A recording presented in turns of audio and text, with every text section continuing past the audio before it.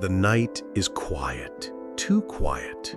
In the distance, a faint wind pushes through the tall grass, carrying with it the smell of smoke. It is not the smoke of a hearth fire warming a family, nor the smoke of farmland being cleared for crops.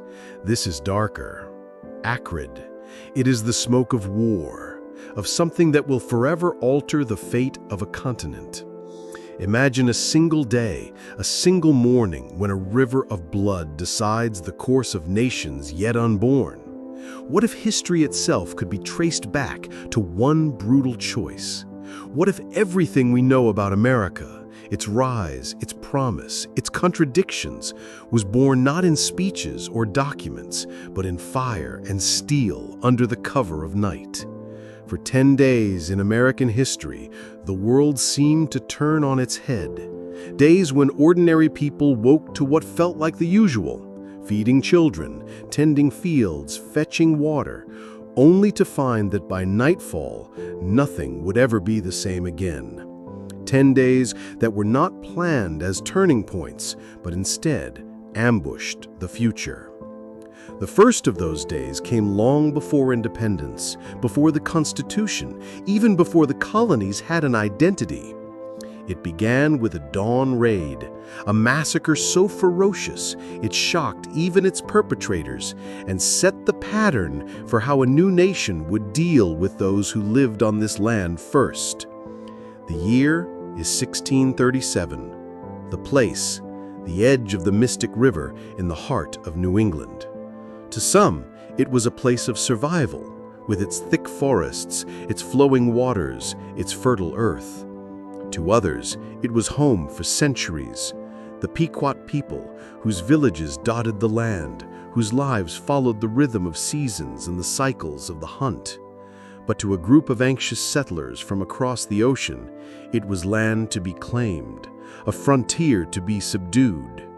And that tension, ancient presence colliding with foreign ambition, was about to ignite in a single, unforgettable morning. The English colonists had come only 2 decades earlier, fragile, dependent, barely surviving their first winters. The Pequots had seen it before, strangers arriving on ships, bargaining for trade, pleading for food, sometimes bringing new tools, sometimes bringing disease. But by the late 1630s, the fragile balance had broken. Both sides accused the other of treachery. Colonists whispered of raids on farms. Native leaders spoke of deceitful treaties. And between them lay fear. Fear sharpened into the language of survival. The English saw themselves surrounded by hostile tribes, hemmed in on a land they barely understood.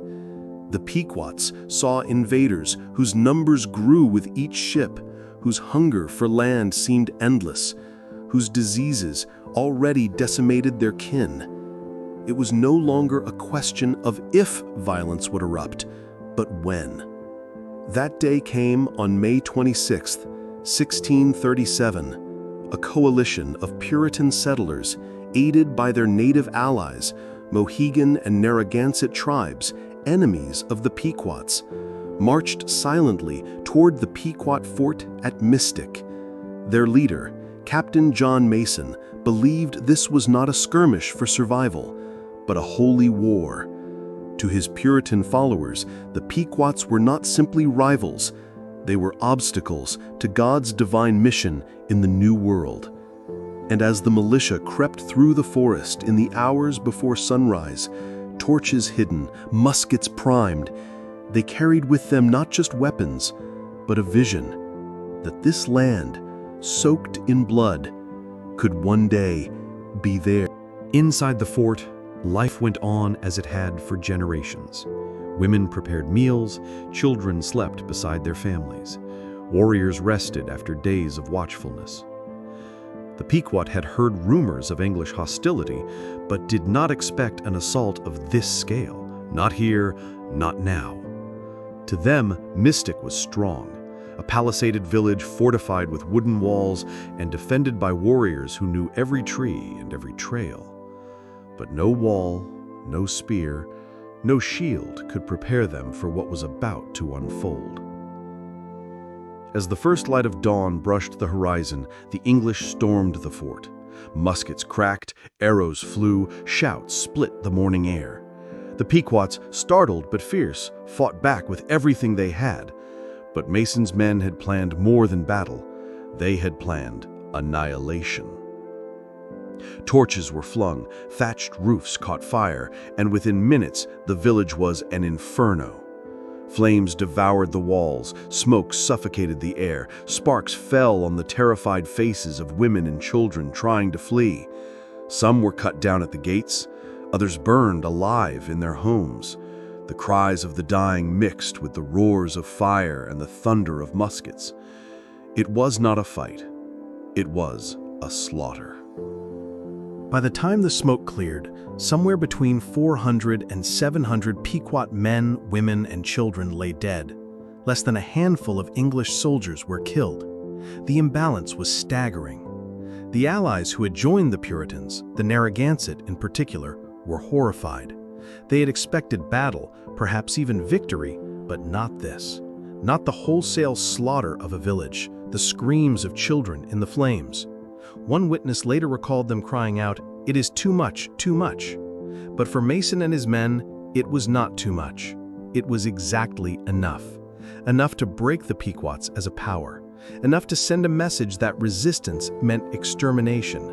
Enough to ensure that from this day forward, the rules of war in the New World would be written in fire. The massacre at Mystic was more than a battle.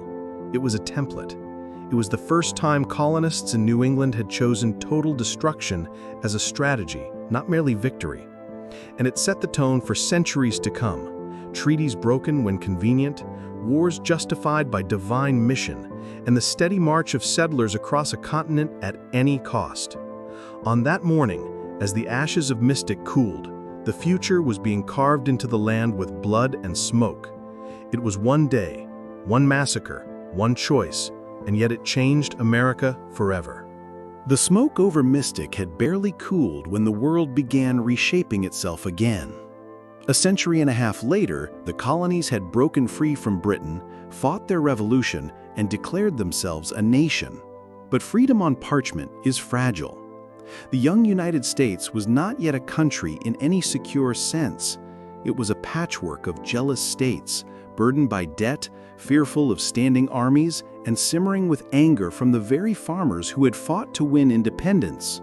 The world had celebrated their victory against the crown, but few realized that the greatest threat to America's survival was not Britain's return, it was America itself.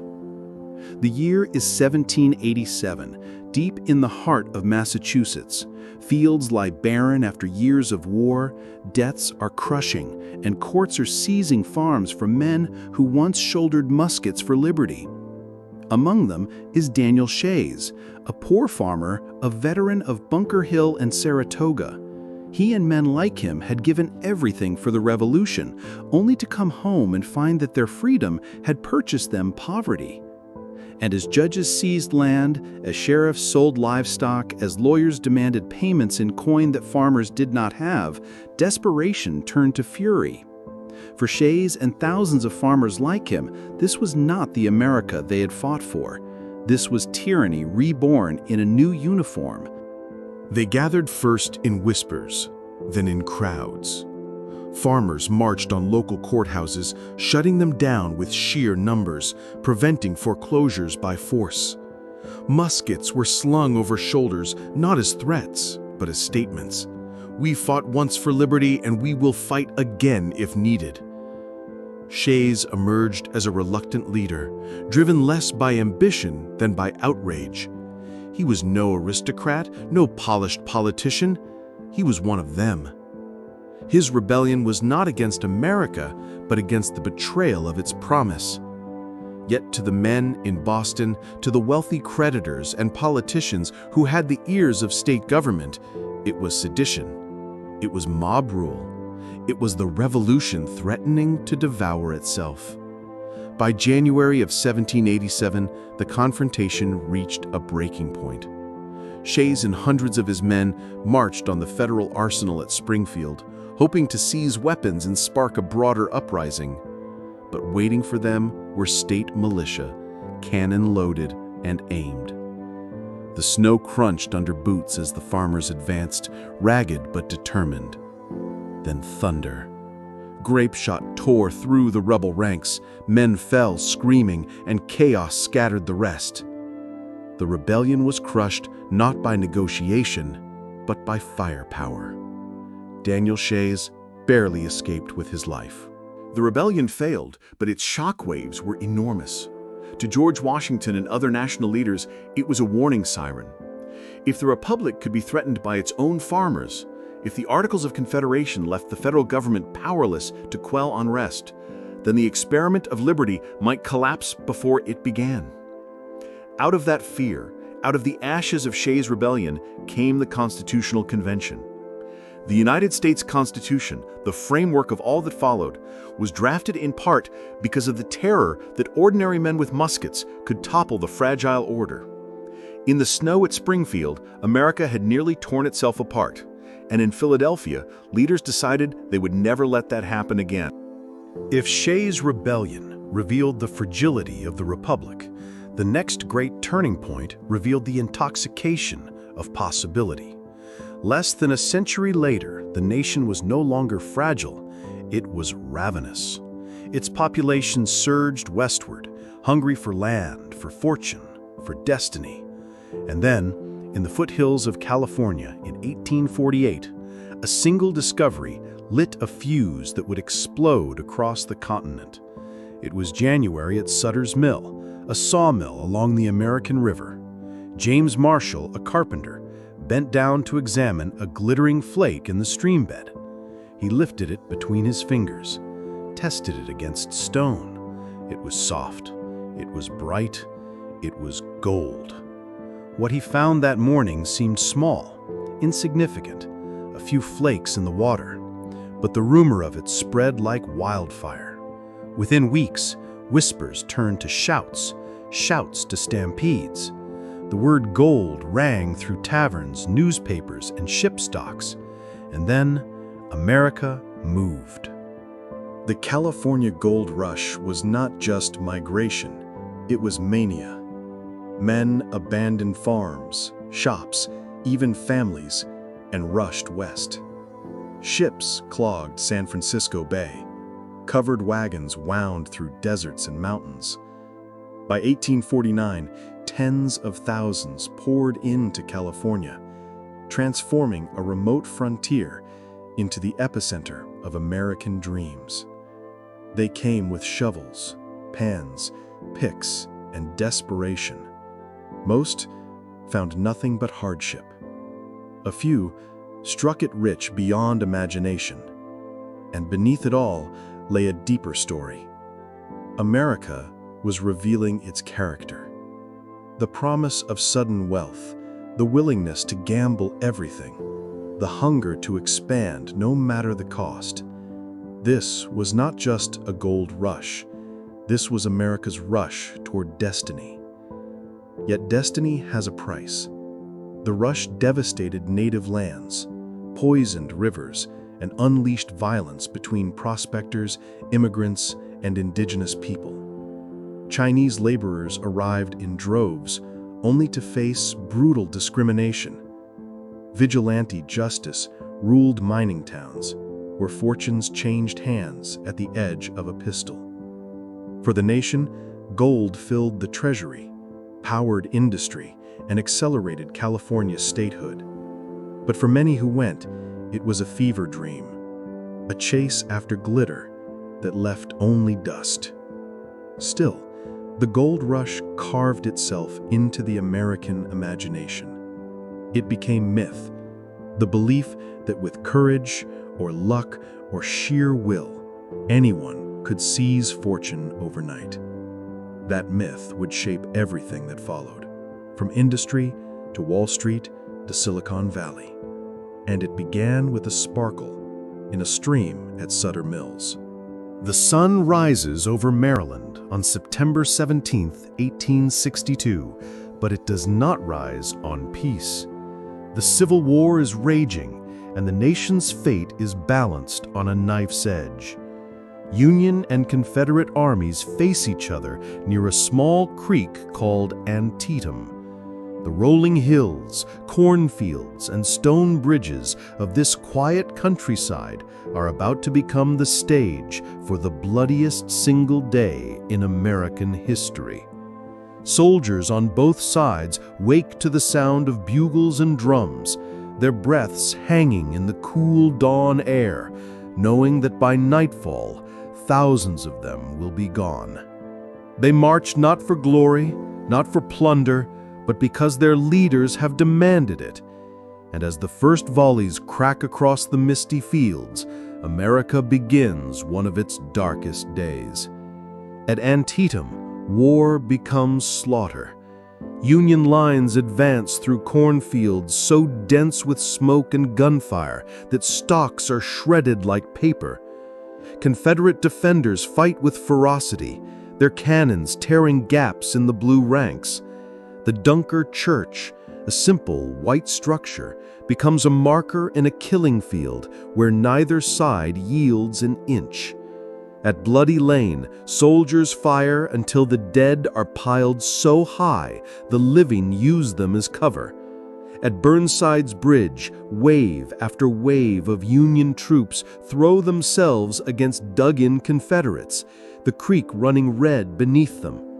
By nightfall, the ground is soaked with the blood of more than 23,000 men, killed, wounded, or missing. Never before, and never again, would America see such carnage in a single day. For Abraham Lincoln, Antietam was more than a battlefield. It was an opportunity. The war had dragged on, Europe watched closely, and the Union needed a victory, or at least the appearance of one. Antietam was not a clear triumph. Lee's army was battered, but not destroyed. Yet Lincoln seized the moment.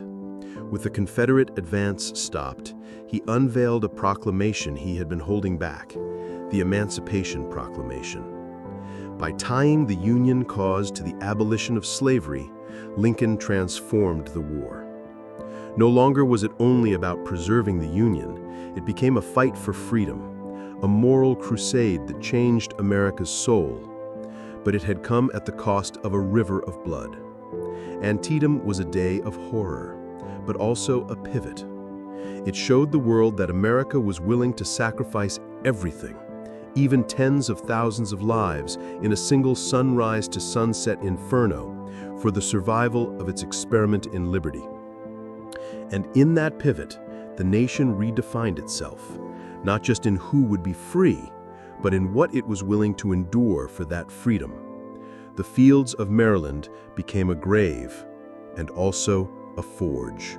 Decades later, another war loomed, not on cornfields, but across oceans, in laboratories, and inside the minds of men. In 1939, Europe teetered on the edge of catastrophe. Adolf Hitler's Germany had swallowed Austria and Czechoslovakia, and now Poland was under siege. Refugees fled, and among them were some of the greatest minds in science, physicists who saw the storm gathering. They also saw something else, the possibility that science itself could decide the war and the fate of the world. Albert Einstein, already world famous for his theory of relativity, lived quietly on Long Island. But his colleague, physicist Leo Szilard, carried a terrifying idea that uranium, split in just the right way, could unleash an explosion unlike anything seen before. Rumors spread that German scientists were racing to unlock that secret. If Hitler got the bomb first, the world would be his. Something had to be done. Szilard, with Einstein's prestige, drafted a letter to President Franklin Roosevelt. In calm, precise words, it warned that Germany might be building a weapon of unimaginable power. It urged the United States to act, to research, to prepare. Einstein signed it in August 1939, and with that signature, history shifted. The letter reached Roosevelt, who created the Advisory Committee on Uranium. What followed grew into the Manhattan Project, a vast secret program that harnessed the brightest scientific minds and billions of dollars to build the first atomic bomb. From a quiet letter came mushroom clouds over Hiroshima and Nagasaki, the Cold War and the nuclear age. Einstein later regretted his role, saying he wished he had never signed. But the truth is inescapable. That single day, that single letter, opened a door that could never be closed. If Antietam showed how much America would bleed to redefine itself, Einstein's letter showed how much power America could wield to defend itself. Both days revealed something terrifying and awe-inspiring, that America's destiny was not just shaped on battlefields, but also in words, in ideas, in choices made in shadows.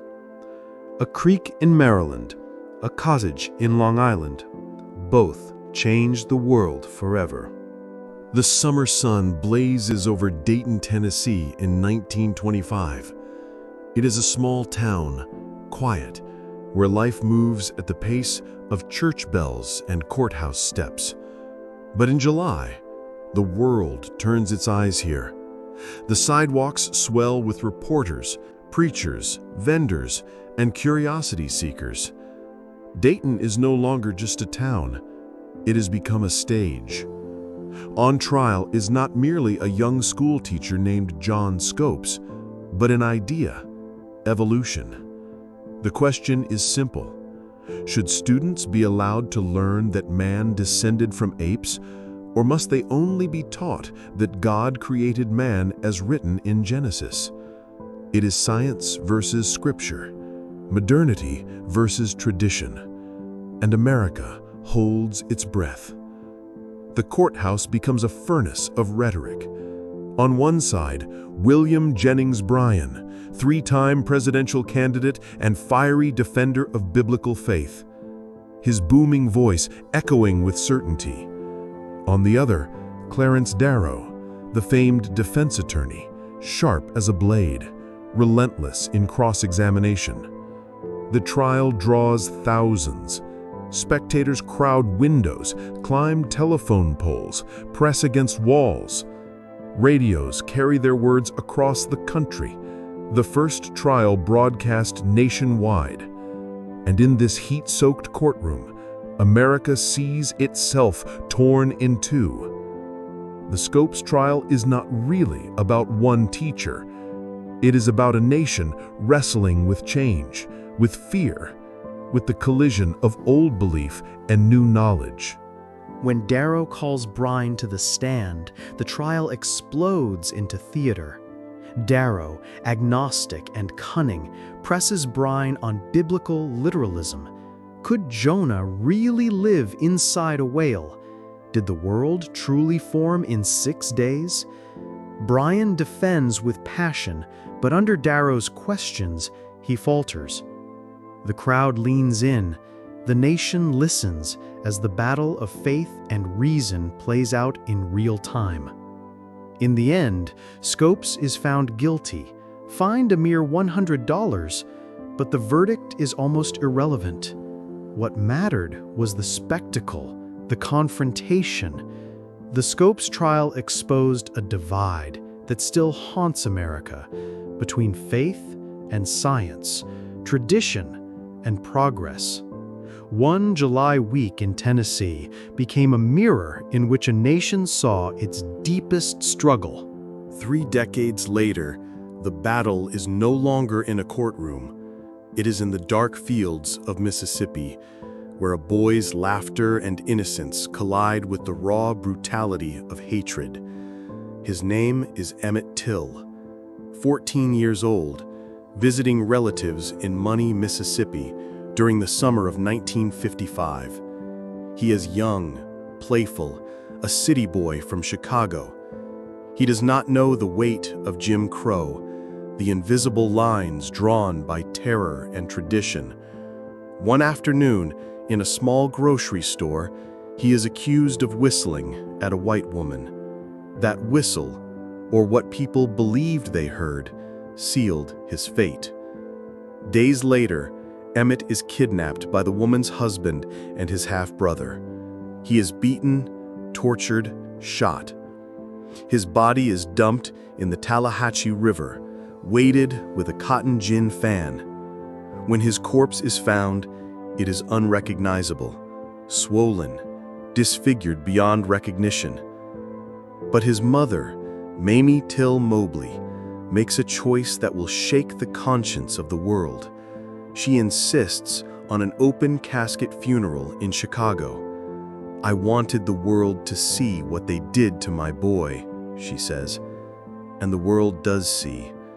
Jet magazine publishes photographs. Millions stare at the mutilated face of a child, and something inside America cracks. In Mississippi, an all-white jury acquits the killers after barely an hour of deliberation. They even smile for photographs afterward, knowing they are untouchable. But their smug victory is hollow. Emmett Till's death does not silence fear, it ignites fury. The pictures of his face burn into America's conscience, especially among young black activists. Rosa Parks would later say that when she refused to give up her bus seat, she thought of Emmett Till. His lynching became a spark, and from that spark grew a fire, the civil rights movement. A boy's laughter, a whistle in a grocery store, a coffin left open, all converged into one of the most powerful catalysts in American history. The Scopes trial showed America divided over truth. Emmett Till's murder showed America divided over humanity. Both days revealed not just moments in time, but wounds that run deep, shaping the battles yet to come. One took place in a courtroom, the other in a cotton field. Yet both demanded the same question: what kind of nation would America choose to be? The summer of 1964 in Mississippi burned with more than heat. For generations, black citizens had been denied the most basic right of democracy, the vote. Poll taxes, literacy tests, intimidation, and outright violence had silenced them. But now, a movement rose to challenge that silence. Hundreds of young volunteers, many white and from northern states, poured into Mississippi for what became known as Freedom Summer. Their mission was simple but dangerous: register black voters, teach in freedom schools, and shine a spotlight on the brutality of segregation. They carried clipboards and books, not guns, but they walked into a war zone all the same. The volunteers knew the risks. Mississippi's white establishment was furious, and the Ku Klux Klan was ready to strike. Within days of the project's beginning, 3 civil rights workers, James Chaney, Andrew Goodman, and Michael Schwerner, vanished. Their burned-out car was found in the woods. Weeks later, their bodies were discovered buried in an earthen dam, beaten and shot. The murders horrified the nation. For many Americans, the blood of those 3 young men forced a reckoning. This was not just about the South. This was about America itself. Could a nation that preached liberty allow terror to choke its own citizens at the ballot box? Despite the terror, Freedom Summer pressed on. Volunteers opened freedom schools, where children learned history and hope. Black citizens lined up to register, even as sheriffs and mobs glared. The work was slow, dangerous, and often heartbreaking, but it drew national attention. Cameras captured the faces of ordinary people demanding dignity. And in Washington, lawmakers could no longer look away. Freedom's summer sacrifice paved the way for the Voting Rights Act of 1965, one of the most important laws in American history. Mississippi had been a graveyard of dreams, but in that graveyard, seeds of change were planted. Freedom Summer was one of those days when courage was measured not in battles won, but in risks taken. Young men and women faced hatred armed only with faith and resolve. And in their courage, America moved closer to its ideals.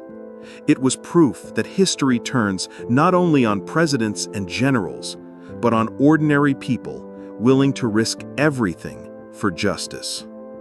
But if the 1960s tested America's soul at home, the late 1970s would test its power abroad. The setting was not Mississippi, but Tehran, Iran, a city seething with revolution. The Shah, long supported by the United States, had been overthrown. Ayatollah Khomeini's followers filled the streets, chanting against America, against imperialism, against decades of interference. On November 4, 1979, a crowd surged toward the U.S. Embassy. They were students, but behind them surged the force of a nation in upheaval. The embassy gates fell, and with them, America's sense of invulnerability. Dozens of Americans were taken hostage. Diplomats, staff, Marines. Blindfolded, bound, paraded through jeering crowds, they were suddenly pawns in a storm of history. The world watched as nightly news broadcasts opened with one grim refrain: Day 1, Day 2, Day 100. For 444 days, America lived with the humiliation. President Jimmy Carter struggled, torn between diplomacy and military force. A rescue mission failed disastrously in the desert, helicopters burning in the sand.